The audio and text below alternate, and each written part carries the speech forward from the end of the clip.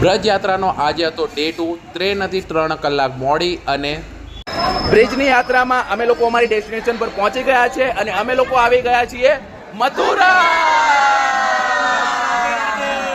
મથુરા સ્ટેશનથી બહાર નીકળી અને સૌથી પહેલાં તો કરાવી લીધી હતી રિક્ષાઓ અને ત્યારબાદ મથુરાની ગલીઓમાં ફરી અને અમે લોકો પહોંચી ગયા અમારી હોટલ પર.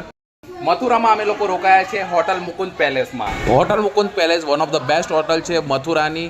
ત્યારબાદ તૈયાર થઈ અને અમે લોકો નીકળી ગયા હતા શ્રી કૃષ્ણ જન્મભૂમિ તરફ, પણ મંદિર તો બંધ થઈ ગયું હતું. મંદિરની બહાર દેખાઈ ગયો પાણીપુરી અને દહીં ભલ્લાનો સ્ટોલ, તો બધાએ ડિસાઈડ કર્યું કે આજે પાણીપુરી પર તૂટી પડીએ. મારા મમ્મી પપ્પાએ લઈ લીધા હતા દહીં ભલ્લા અને રસમી ટેસ્ટ કરી હતી આ પાણીપુરી. ખરેખર ખૂબ જ ટેસ્ટી હતી. બધાએ જ પાણીપુરીને ખૂબ જ ટેસ્ટી ખાધી. ધ્રુવભાઈને આપી VIP સહુલિયત અને નીકળી ગયા ગોકુળ તરફ. ગોકુળ પહોંચી ગયા અને ગોકુળની ગલીઓમાં ફરતા ફરતા અમે લોકો પહોંચી ગયા. મારી પાછળ તમે જે મંદિર જોઈ રહ્યા છો એ છે બલરામજીનું જન્મ સ્થળ. હા, આ જ જગ્યાએ થયો હતો બલરામજીનો જન્મ અને આ દર્શન દુર્લભ છે. મારી પાછળ તમે જે ઘર જોઈ રહ્યા છો એ છે નંદ બાબાનું ઘર. શ્રી નંદ ઘર તરીકે ઓળખવામાં આવે છે.